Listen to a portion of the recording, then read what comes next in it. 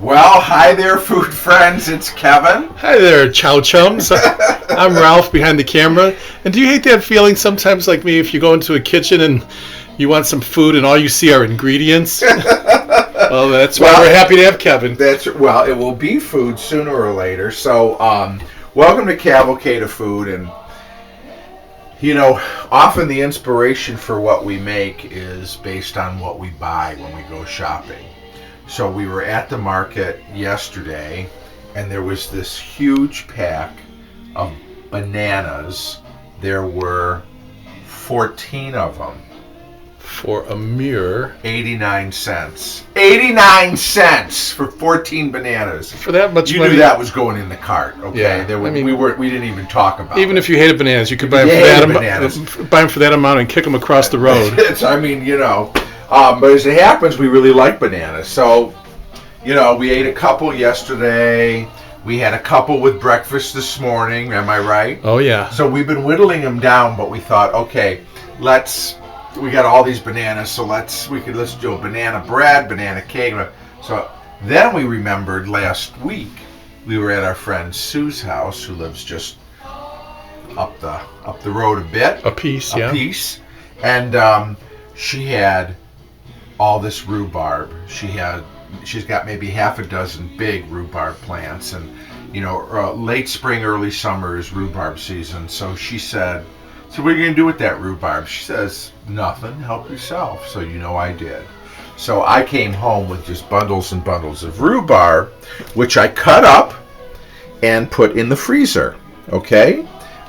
So that we will have rhubarb throughout the summer for all kinds of different things, which we love. But what are you going to do with it today, with the bananas? Okay, so super ripe bananas are sweet. Rhubarb is tart. Sweet and tart banana rhubarb bread. Yay, that sounds yummy. So, now I will tell you right up front, I'm making a big batch. As well, we got all these bananas, so I wanted to use them up. A single recipe would call for 3 bananas. I'm doubling the recipe so I could use up 6 of our super ripe bananas. Plus, banana rhubarb bread is one of those things, Ralph, you know what? We can freeze it, right, and have it. You're shaking your head. No, we're not going to freeze it. We're not going to have it. I'm just thinking, with our friends and such, I'm sure we can find a home. It won't last long. Yes. Exactly. We can take it to our neighbors. But if we need should really be, take Sue a loaf. Yes, exactly. Rhubarb, but I know what you're saying. For our friends out there watching, if they're worried about making too much, they could always freeze it. Right. And or if you're thinking, what am I going to do with 4 loaves, or I don't have all those bananas, then you know what? Cut the recipe in half. Okay. Just cut it in half, and you'll get 2 loaves. All right. Right, let's get going. So here we go. We're going to start with creaming our butter. Okay, I've got 2 sticks of butter, unsalted butter, here. And we're going to cream our butter and our sugar together. How many? You slowly put that in, and that's how you cream it? 2.5 cups of sugar. Okay, 2 sticks of butter. I said slowly put it in, and then you just dump the whole thing in. Okay, that's fine. No, you don't have to. Wrong switch. You can put it in just like I did, Ralph, and it's fine. Okay, so what we're going to do is we're going to cream it. So that's basically, you want the sugar and the butter to kind of work into each other and start. I hope I can get it all in this bowl. Frankly, I'm looking and seeing how much I have here. It's already falling out, and I don't even have the flour in yet. That's a lot of flour. Yeah. And then all that. So bananas. So what you can see is happening gradually is the butter and the sugar are kind of coming together. We'll come back when we've kind of got this creamed up a little bit. You see how you're gonna show that, Ralph? Yeah, it's getting creamed up. Yep, and it'll get nice and fluffed up. So we'll keep on going, and then we'll come back. Next thing we do is add look how nice and fluffy that is. Okay. Oh yeah. So that's our mashed potatoes. Creamed butter and sugar. Now I'm adding 4 eggs here. And we're going to Get the eggs incorporated with our butter and our sugar. I notice your robot mixer is on a slow speed. It is on a slow speed, and we're going to scrape. And this is something in mixing batter that is very important to do. You want to scrape the sides of the bowl here. Otherwise it gets clumpy and weird. Yeah, and you just want to make sure that everything is getting mixed. It's evenly distributed and evenly combined. Now, we'll let that do its thing.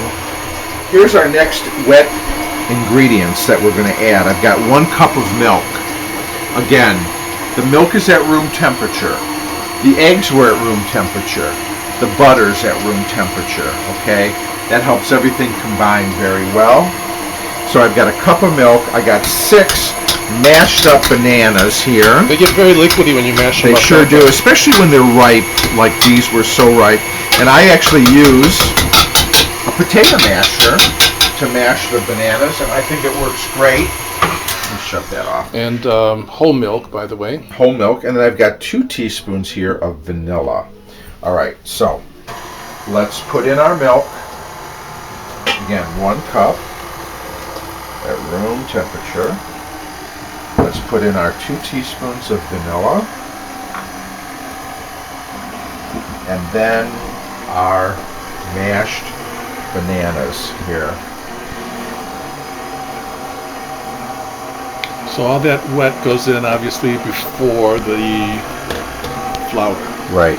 And is the rhubarb going? The rhubarb goes in last. Okay. So now we've got our wet ingredients together. Now we're going to put our dry ingredients together. Before I add them, I'm going to combine all of our dry ingredients. Which are what?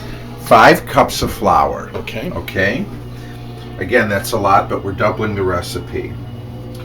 I've got 2 teaspoons of salt, 1 teaspoon of cinnamon, 1 teaspoon of baking powder, and 2 teaspoons of baking soda.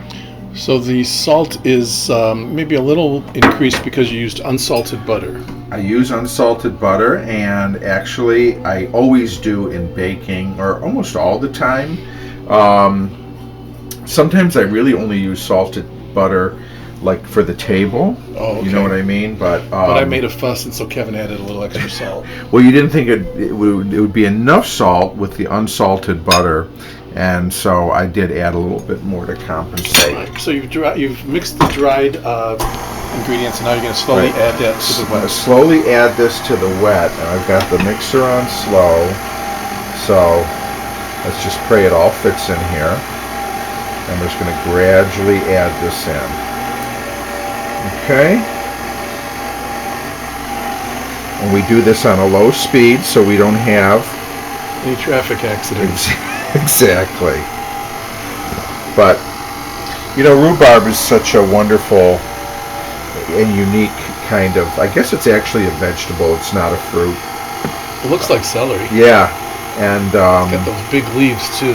Yeah, and it's just great this time of year when it comes in. You know, it's getting ready for summer. Yeah, and our friend Sue was going to use the leaves for a what do they call that, mulch? Yes. Yep.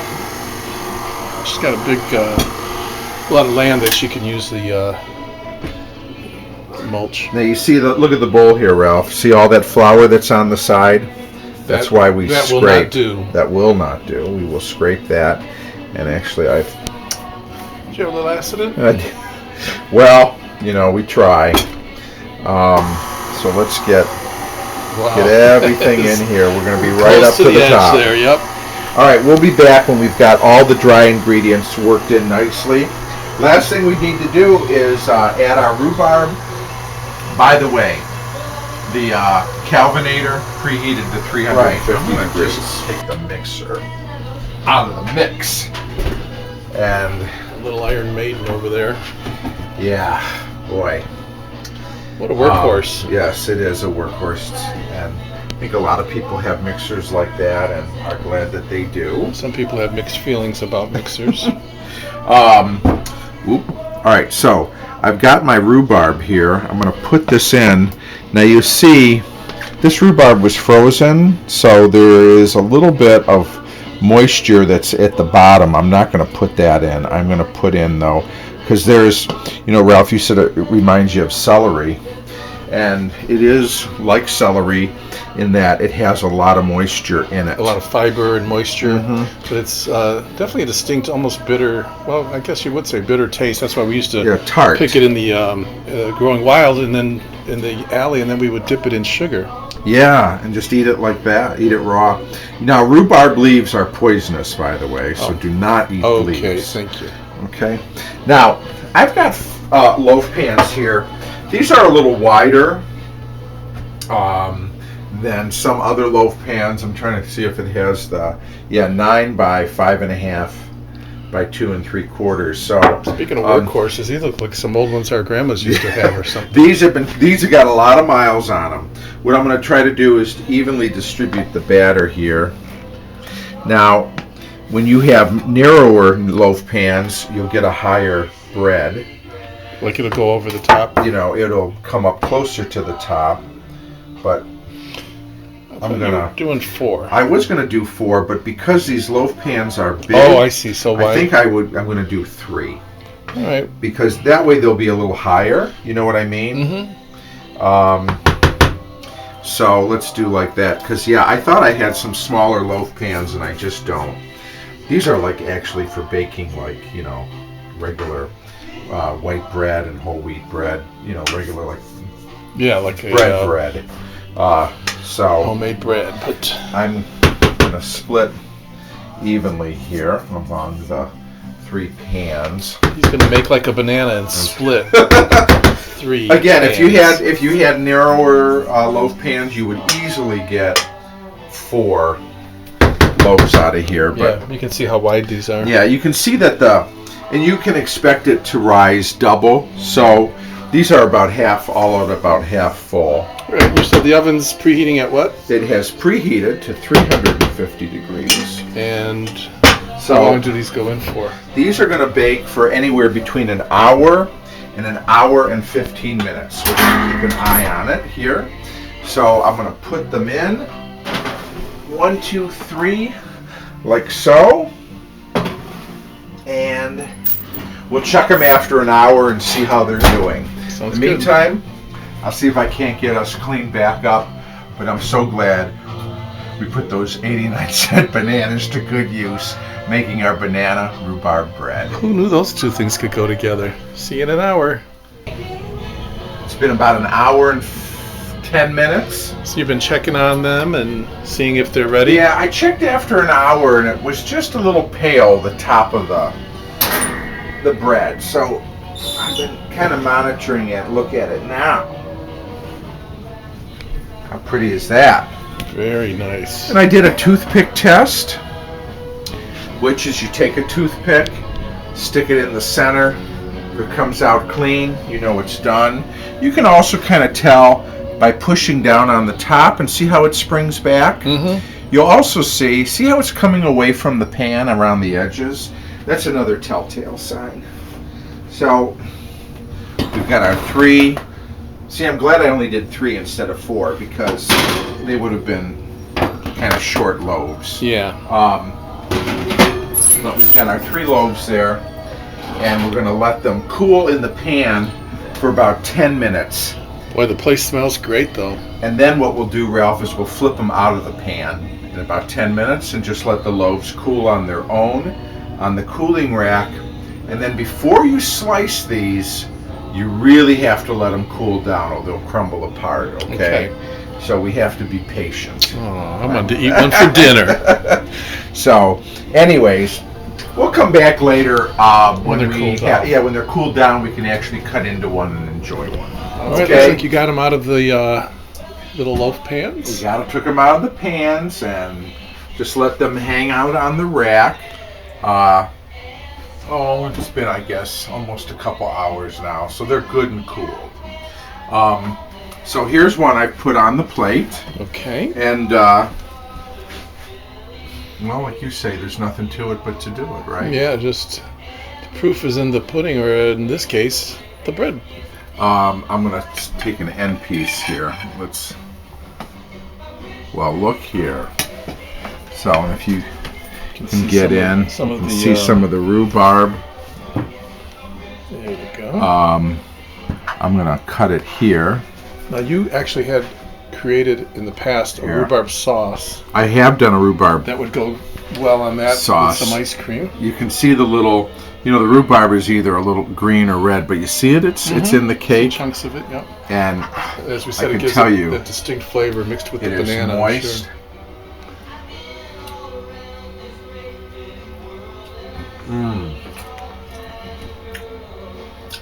You get the little tart bite of the rhubarb, the sweet banana. It's got a little bit of that cinnamon that's in there. Vanilla. I think the cameraman might want to give this a go. Ooh. Oh, yeah. I like that very distinct rhubarb flavor in there. Now, it's great how it is. Mm-hmm. No problem. You could serve this with a little ice cream on the side. You could serve this with butter on the top.